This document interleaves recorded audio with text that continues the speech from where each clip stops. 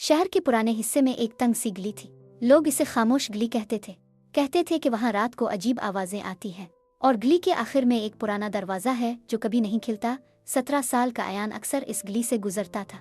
वो एक गरीब घर का लड़का था।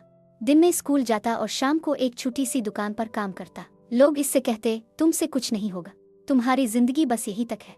एक रात अयान बहुत उदास था। इसने सोचा, शायद मैं वाकई कुछ नहीं कर सकता।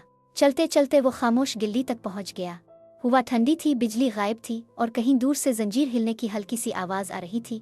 अचानक इसकी नजर गाली के आखिरी दरवाजे पर पड़ी। दरवाजा आधा खुला हुआ था। अयान का दिल जोर से धड़कने लगा। लोग कहते थे जो भी इस दरवाजे के अंदर गया वापस नहीं आया, मगर इस रात अयान के पास खोने को कुछ नहीं था। वो हिम्मत करके आहिस्ता से अंदर दाखिल हो गया।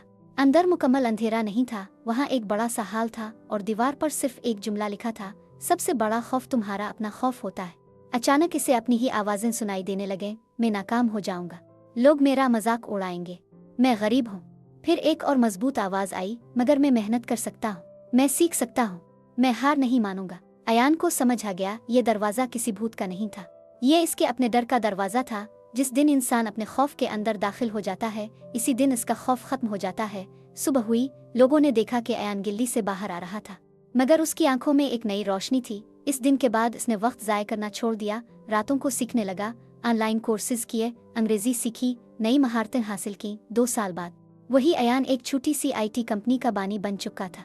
लोग उसके पास नौकरी के लिए आते थे। और खामोश गिल्ली, लोग कहते हैं दरवाज़ा अब भी वहाँ मौजूद है, मगर वो सिर्फ उन लोगों के लिए खिलता है जो अपने खौफ का सामना करने की हिम्मत रखते हैं।